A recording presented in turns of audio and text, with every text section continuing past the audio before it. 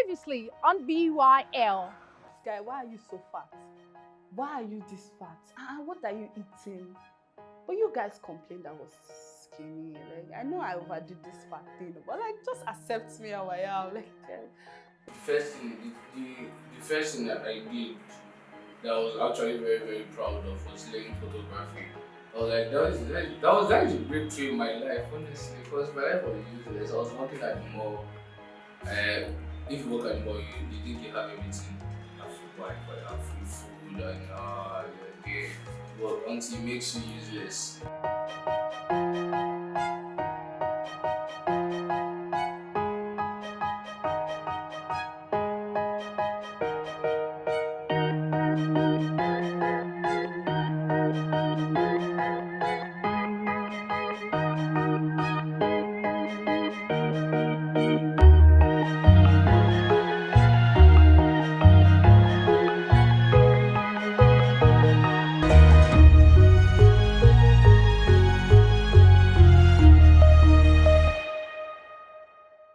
We have listened to the experiences of different people since episode 1.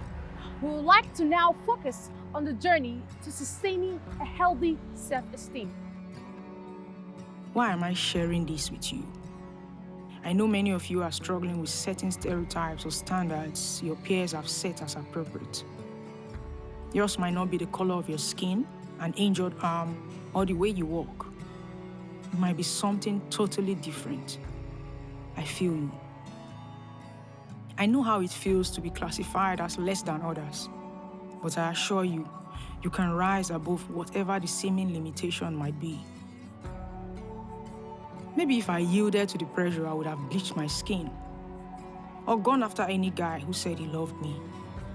Although I do not have a magic wand to cause all your self-esteem challenges to disappear, I have an idea how my transformation started. I met someone who had no complaints about the color of my skin or the condition of my hand. He loved me the way I was and gave me purpose to live for. It starts with, in my opinion, one word: acceptance. Accept it. Accept it. Accept you have a big nose. Accept it. There's a reason why God gave me the big nose. Now, we can never control what happens to us in life. You can't control what people say to you. You can't control how people react to you. You can't control what people call you. But you can control how you choose to respond and react to it, and you can control what you do with it. Now, I can be called a second, it's not a problem. I can set up a second organization. Do you understand? It's one thing to say, oh, I've accepted it, but someone inside you is affecting you. It's another thing, I've accepted it. Then you say, hey, I'm a second. I will now show you that this second is, therein lies my destiny. I'm very destiny conscious. I'm sure I can say destiny 10 times in a sentence. Because until you think destiny-wise, you not realize that all the attacks in your life, and all those things are attacks, is about your destiny. It's removing from you one thing or the other, so that you get to somewhere in life and you think, that girl did not look at me. Why? Because I'm a second. No. Or you get somewhere and realize that girl didn't look at me. She does not know what she's missing out because of this, my one leg. Do you understand? I mean, I did a documentary on someone called John Sumono. John, I don't understand how, like, I met him and I knew, I think John was even, for me, one of those things that made me realize that when you have a problem. He's paralyzed, he crawls on the floor, yet, in my opinion, John thinks he's the best thing since sliced bread. I'm like, bruv. He's married. I went to see his wife. Wait, how? And he came to her one day and said, I love you. I said, even men that are complete are afraid to talk to woman. How much more you see complete woman? As a man on the floor, you can say, I love you. That's a healthy dose of self-confidence. To realize that life has offered me this. He wasn't born like that. That's how he has found himself. Will I die? No. This thing, I will use it. So whatever they are calling you, I remember when we were in primary school, and God have mercy, there was someone who was on the big side. We used to call her Fat Maria. And then it was just all very funny. Like, I mean, she was big, but it was when I grew up later in life, I said, people were wicked. As in, her name was Maria. We could call her Fat Maria. You understand? When they'll be using your weakness or your situation to name you, it's not a problem. Then you now accept it. And in that acceptance, now decide. It's a personal decision that it doesn't matter what it is. Oh. Some things are changeable, some things are not. That's just the truth. The ones that are changeable, if you can change them the right way, all up to you. The ones that are not changeable, you cannot change them. Accept it and know that there's a reason why God created you with that thing. We all cannot be the same. And like I said at the beginning, there's no standard. Nobody said a certain body shape is the right standard. The most important thing, be healthy. Some people are so skinny, but they are so unhealthy, just jogging from here to there.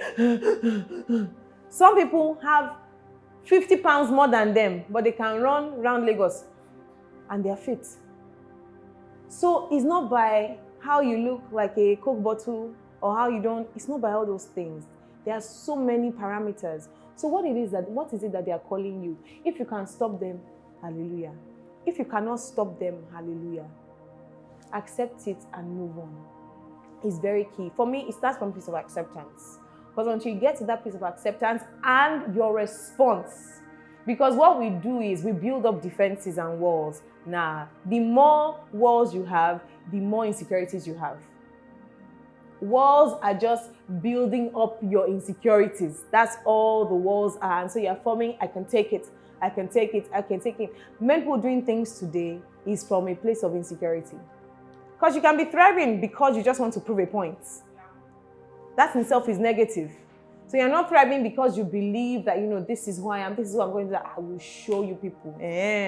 You think this is what I will show you does not help you in the long run. One day you'll be tired of showing us. One day, all those things, I'm telling you, and these things play out sometimes in the workplace, they play out in a marriage, they play out in all sorts of places where all those walls that you've built up, there'll be one person that will just ordinary pin and you just explode. I call it implosion, but your implosion then becomes explosion. And people are wondering, what happened to you? What did I do? They don't know. It's years and years and years of pride. So deal with it. Accept whatever it is. Accept whatever life gives you. Accept whatever status of life you are. Accept your primary school, your secondary school. Accept where you grew up, whether it's in the hinterland, you grew up in a swamp, you did not live in Banana Island. It's okay. It does not end your life. It does not at all. I mean, for me, I personally love stories of no grace and today grace. Because I just think they are one of the most powerful things that just shape other human beings and help and inspire to just let you know, I can make it too. You mean you were here and you came here? How? And they'll show you a legitimate way where they can say it took time, but at this point, how much time do I have? I had a powerful story. I must tell the story. Her name is Raquel. And she said something happened at some point in time and she started living in a brothels place somewhere in Obalende. She lived there for, I think, about 2 years. She used to live in a prostitute's house. She never joined them in their prostitution. But the story that even tripped me the most, she then started working in an organization as the cleaner. So she said when they close at 5, she would see the computer that they are using. And trust me, try to press it. She said, in fact, the first time she tried it, the thing came on. She didn't know how to put it off. She quickly packed her bag and left the office. But yeah, I've spoiled this thing. But as time went on, when everybody closes, my darling friend will start using the computer. She said one day she got to work, and what did she see? Secretary needed. So she went, remember, she's a cleaner. So she went to the woman and she told her how she can do the job. The HR, and HR looked at her like, no, now. In fact, secretary needed, what's that thing called? The most important thing you need to have, ability to use computer. All this time she has been cleaning and waiting for people to close. She had learned how to use the computer. So she went to HR and said, I can do this job. The woman said, no, Raquel, can you said, use computer? And she said, I can use the computer. They didn't believe her. They said, show us. She went there, turned on the computer, started using the computer. The HR woman said, you know what, I'm coming. Let me think about this. The woman went to meet somebody else and had a conversation. And I could imagine, someone that is cleaning your office every day and that person suddenly tells you they want to be secretary. So the woman comes to her, goes to her system, types something, prints it out, and says, go and hang this on the door and bring back what is there. Guess what she gave her to go and hang on the door? Cleaner needed. She said, I woke up that morning, I was a cleaner in this office. By that night, I had become the secretary. For me, that was the first time the story of Joseph came to life. You can read Bible and just be like, he woke up a prisoner, he slept a prime minister. That was the first time, it occurred to me that that thing was as miraculous as it was systematic. That everything that Joseph had gone through is not that as he was Potiphar's house, they made him a leader. It's because there were some attributes he was showing that Potiphar said, this guy can lead.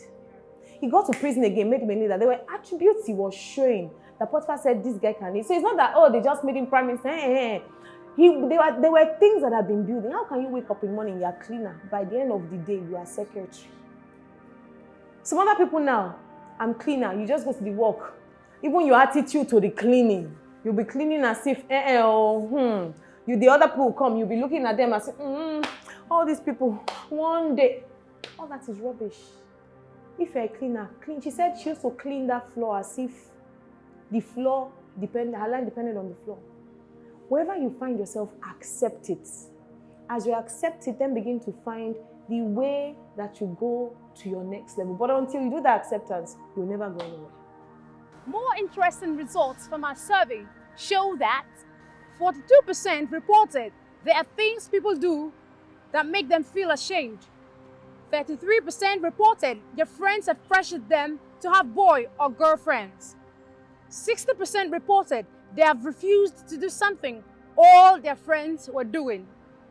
25.5% said their parents and siblings have made them ashamed or unwanted at some point. 14.5% prefer to be with their friends than with family. And 16.5% have been made uncomfortable, ashamed, or unwanted by someone in their neighborhood.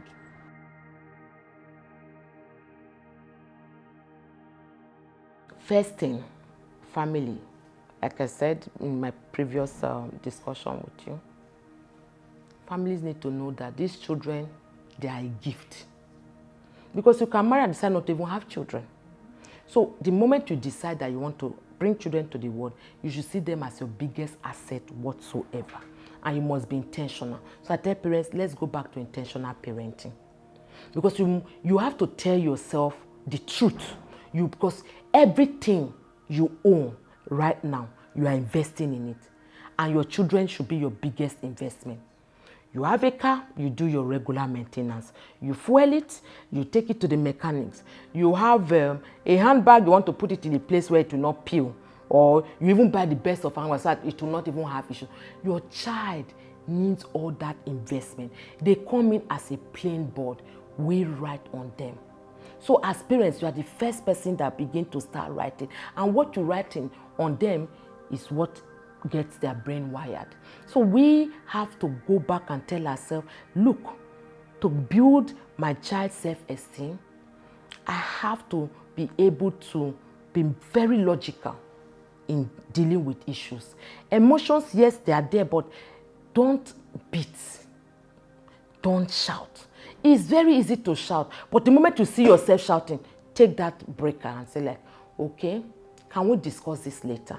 Because when they see you shout, as they become teenagers and young adults, they start shouting too. And most times, at that point, some of them are already bigger than us. The fear of, if I hit her now or him, he may retaliate. It's possible. So we have to tell ourselves the shouting, the beating, we must minimize them. Rather, letting them go with the sandwich approach, which we talked on earlier. Tell them the good things about them. Insert the negative thing that they have done and wait for a feedback. You know, you're a good girl, you're a smart girl, you'll be doing very well. Academically, you are this, you are very pretty, you're adorable. However, I noticed that you've been this. How about that? What do you have to say? They will listen. Not the one that every time you are shouting, they will not listen. She's very rude. She's very this. She's very that. How have you brought that child that you that know? How come the child is rude? At what stage did the child become rude? So these are the things we are now telling parents. Let's go back to intentional parenting. Let's write in the child's mind the positives and let them know how to deal with the negatives when they come. That is the resilience we are now preaching now. Because if you do not teach them resilience and teach them all this, how to stand adversities, when they come, they are definitely going to fall into peer pressure, the things that will rub off on their self-esteem. They may have one or more emotional issues as they grow. And of course, it's a journey. It grows on. So yes, we are good in praying, but that energy we also use in praying, we should also channel it into doing other things for this child. We shouldn't compromise our presence for the present. Because you see parents sometimes, they're just buying and buying and buying. The child may actually need your presence more. In fact, our children need our presence more than the presents we are giving them. Because that is the biggest present you will give a child, quality time. Because that quality time, you'll be able to know what that child is doing. That quality time, you'll be able to know what that child demands are. That quality time, you'll be able to notice a change and behavioral pattern your child is going through. If you do not put all that in place, you will begin to start seeing things that you never saw before. And you're like, at what stage did that child develop that? But when you have that quality time, even if it's 30 minutes, 1 hour a day, you will notice all certain things. After all, you are the mom or you are the dad. You will notice it. But if you let them, oh, you have your nanny and your housekeeper, the cook is there, the driver is there, those that can't afford that. My neighbors, that they are always at home, they help me. Do you know that that child is going through child sexual abuse? Do you know that that child is being bullied? And then to combat that, they become rebellious. They become something else. You can just bring out the monster in that child. So our quality time is also very key. Then our family values. Don't just preach, I'm a man, I'm a woman of integrity. Let them see you exhibiting that integrity. Let your children also see you. Those core family values you have, that you say, these are our family values. Let them see you practice it. Let them see that, look, you say that if for any reason you are being bribed, you refuse it. Let them see you exhibiting that. Is the best teaching. Is the best legacy you can leave for your children. Do them seeing you do what you say, you do not what you say, and you do something else. All those things help them build their self-esteem and, of course, withstand pressure and make them holistic children. Not just, oh, we go to church or mosque every time, we pray, we fast. Meanwhile, the other aspect of your well-being is zero. So parents play a very, very significant role, and we need to be able to help our children success, because the world is becoming more and more complicated, and it will be worse even in their own period. Not worse in the case in the sense of disasters, but more challenges that they are going to face. But if we already prepare them, build them, and give them that foundation, it will be easier for them to build on it and excel. As you make deliberate efforts to sustain a healthy self-esteem, you will begin to attract positive vibes. The family also has a role to play in ensuring that teenagers grow up with healthy self-esteem. Next on BYL. Your biological family may not be your healthy support system. It may not be. Because if that family is already dysfunctional and it has affected this child, can we redeem this child's self-esteem in his or her school?